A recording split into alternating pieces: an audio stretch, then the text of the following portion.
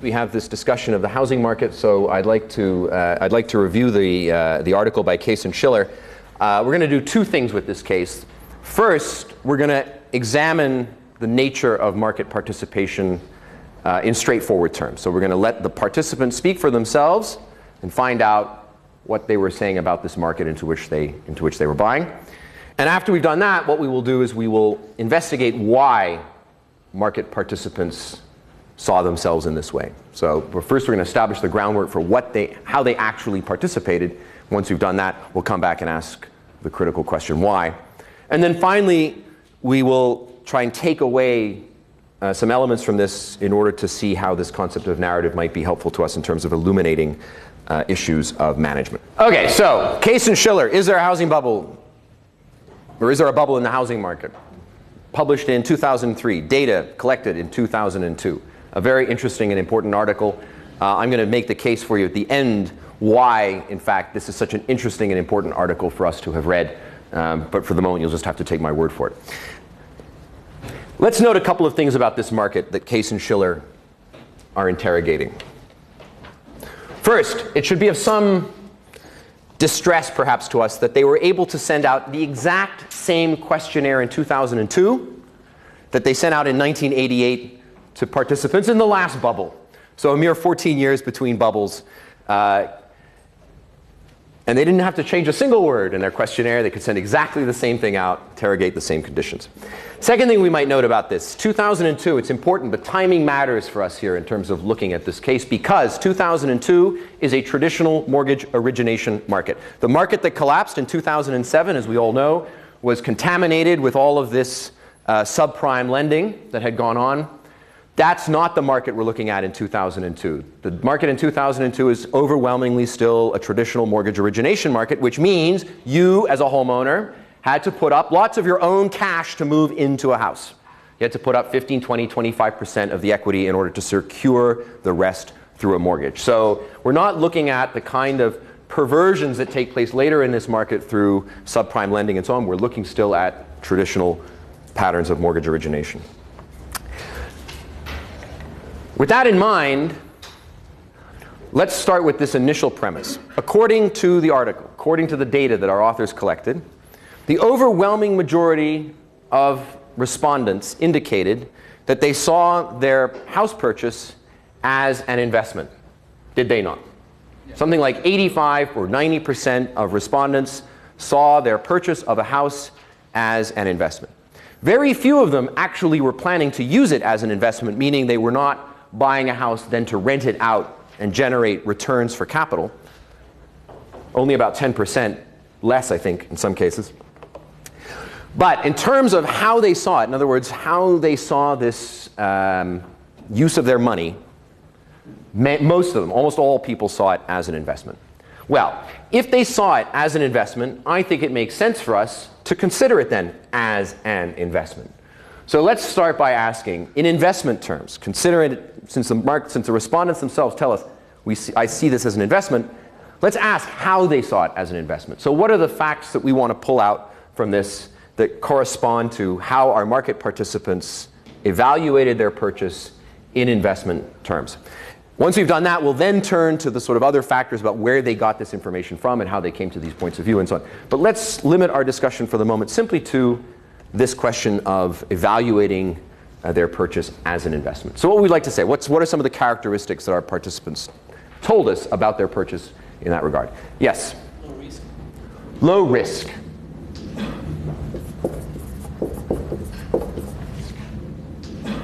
How to make cash in the future of investment. Oh.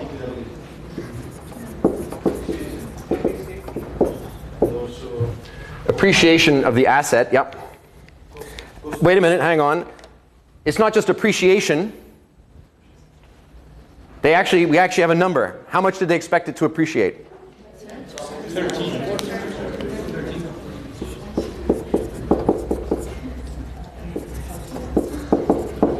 About 13.5% per annum, right?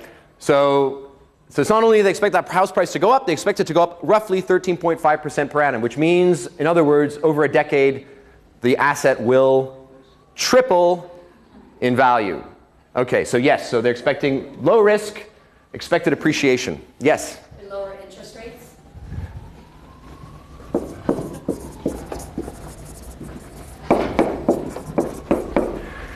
Our respondents are full of opportunity cost issues, one of which is lock in low interest rates, right? Interest rates are low, the cost of borrowing is low. It's a good time to move into this market because I can lock that low cost of borrowing into my purchase.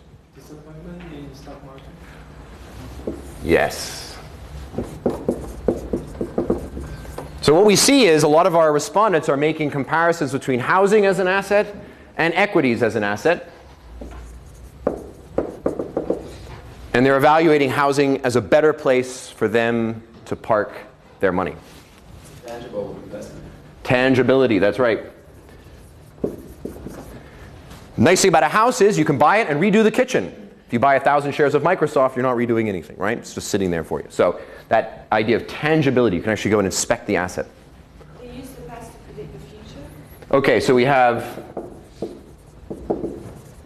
experience. Definitely good information. They feel that that's certainly true.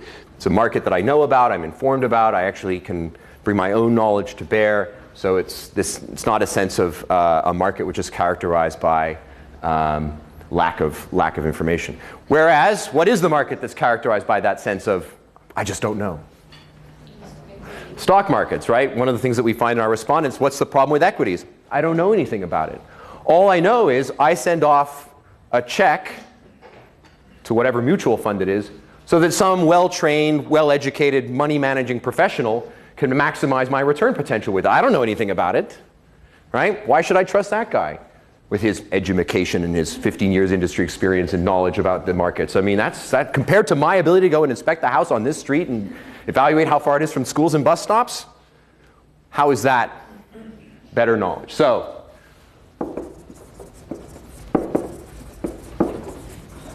lack of knowledge over on the side of equities. And we should think about that because for many of these respondents, right, since this is a traditional mortgage origination market, to buy their house, they have to find $100,000, $200,000, $300,000 of their money to put into this asset. This means that for most of these people, as with ourselves, this is going to be the most important purchase of their life. It's not like buying a pair of shoes or even a car, right? This is by far the most important purchase of their life. So we assume that when our respondents are committing themselves to the most important purchase of their life, that they are thinking through very carefully all of the permutations of that decision making or that decision. And one of the things we see is, yes, compared to equities, which is presumably where a lot of them have their money parked, in order to get $100,000, you have to pull it out of your mutual fund or your 401k or whatever it is. So they're looking at these different asset classes, and when they're making that comparison, they're identifying this lack of knowledge that they have about equities, which helps them to explain why housing is a better investment. Yes, sir? Also, there was, I believe there was a lack of trust in equities because of the dot-com bubbles. Yes, well, it's not just it's lack of trust, but what is it that respondents think about equities? They identified the volatility. They didn't really mean volatility, though, did they? They meant losses, right? Like by volatility is meant downward trend. It's actually pretty stable. That's how they're looking at it, which is, yeah, losses. What did they think of the appreciation potential in equities compared to housing?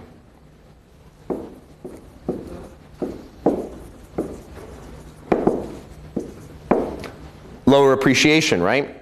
And how about the risk factor in equities?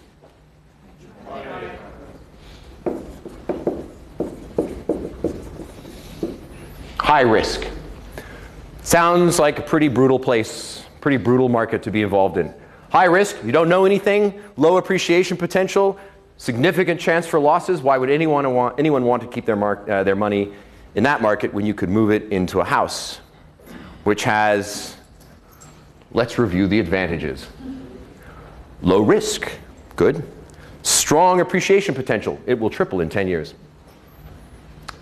Capital protection, you won't lose your money.